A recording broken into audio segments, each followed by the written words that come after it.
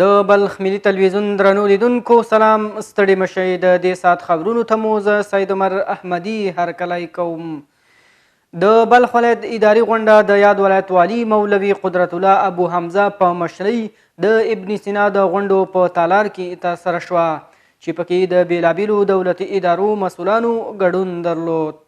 د غونډې په پیل کې د بلخ ولایت والي مولوي قدرت الله ابو حمزه پر یو شمېر اړینو موضوعاتو په اړه خبرې وکړې او په دې غونډه کې له مسؤلینو وغوښتل چې د ولسونو د ستونزو د هوارۍ لپاره په ټول توان سره هڅې او خلکو ته ټولنیز او ګټور خدمات وړاندې کړي. په دې غونډه کې همدارنګه د برېښنا لګښت په اړه د برېښنا او د ښاروالۍ ریاستونو ترمنځ د وړاندیزونو او د شته ستونزو په هکله خبرې وشوې. په دې اداري غونډه کې همداشان چارواکو د اوبو رسولو ریاست پر ستونزو بحث او په حل لارو باندې خبرې وکړې. په دې غونډه کې همدارنګه مسؤلانو د بلخ ولایت د عامې روغتیا ریاست د غونډو تالار د مرحوم ډاکټر محمد نادر عالمي په نومولو غور او پریکړې وکړې. وروسته په آزاد بحث کې د هرې اداري مسؤلینو په خپلوار په دولتي ادارو کې د خلکو لپاره اسانتیاوې، د ستونزو هوارۍ او د غوره خدمتونو په وړاندې کولو بحث او ټینګار وکړل. په مزار شریف کې د کورنیو تولیداتو او د ښځو لاسي توکو نندارتون پرانیستل شو، چې پکې به 60 غرفې بېلابېل توکي د 2 ورځو لپاره نندارې ته وړاندې شي. د بلخ ولایت د سوداګرۍ او پانګونې خونې سرپرست رئیس د یاد نندارتون موخه د هیواد اقتصادي ودی او د کورنیو تولیداتو سره د خلکو اشنایي یاده کړه او له خلکو یې وغوښتل چې له کورنیو تولیداتو ډیره ګټه واخلي، همدارنګه او د خصوصي سکتور ملاتړ وکړي. کمک‌های جام جهانی بدیل اقتصاد یک کشور شده نمیتونه. بالاخره کشور مجبور است که از طریق تولیدات و از طریق صادرات همون جایگاه اقتصادی خود به جای بیارن و به اصطلاح بودجه کشور را تمویل بکنن. د بلخ ولایت مقام مرستیال کورني توکي د خلکو اړتیا پوره کولو کې تر ټولو مهم توکي یاد کړل او وطني تولیداتو ملاتړ د خلکو ځان بسیاینې په لور یو مهم ګام وباله. هغه ژمنه وکړه چې پانګوالو ته به ټولې اسانتیاوې برابرې کړي.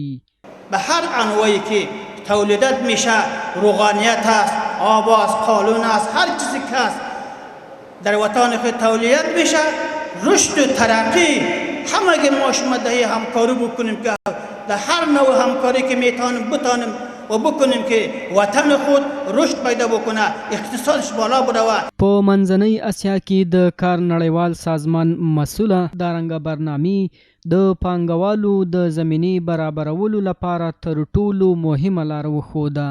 زیاته یې کړه چې د کار نړیوال سازمان تر اوسه پورې له 50,000 ډیرو کسانو ته د کار زمینه برابره کړي.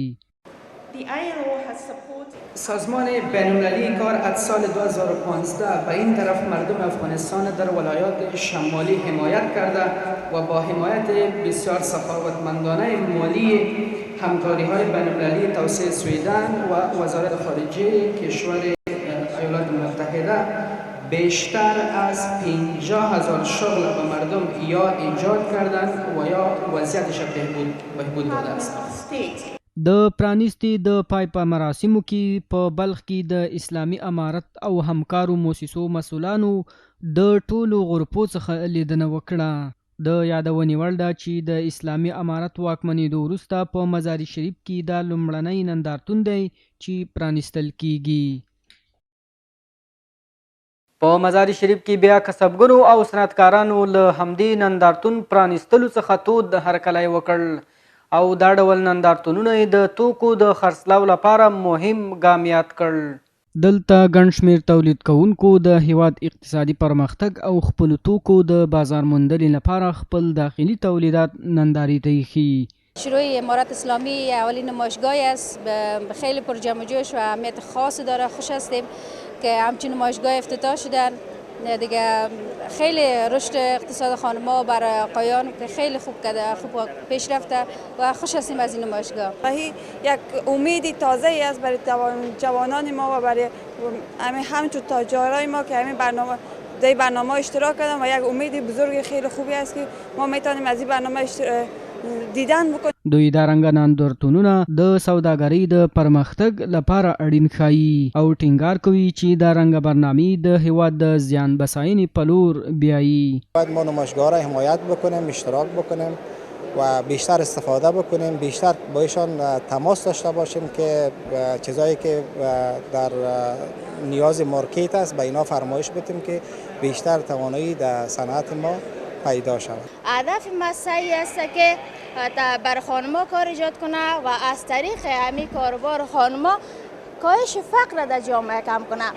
همدارنګه یو شمیر صنعتکارانو له خلکو وغوښتل چې د کورنیو تولیداتو ډیره ګټه واخلي ترڅو د هیواد په آبادی کې مثبت بدلون راشي. که با براندازی همچون نمایشگاه خیلی برای خانما، برای صنعتکارای ما، برای تجارای ما خیلی یک برنامه‌های مفید است که از این طریق ما میتونیم برنامه‌های بیشتر خوبتر کسب کنیم. همین چین برنامه ها و نمایشگاه است که برای شکوفایی اقتصاد و همچنین رشد تجارت وسعت میده، وسعت دهنده تجارت ہے. په دې نندارتون کې به 80 غرفې کورني تولیدات او د ښځو لاسي توکي د 2 ورځو لپاره نندارې ته وړاندې شي.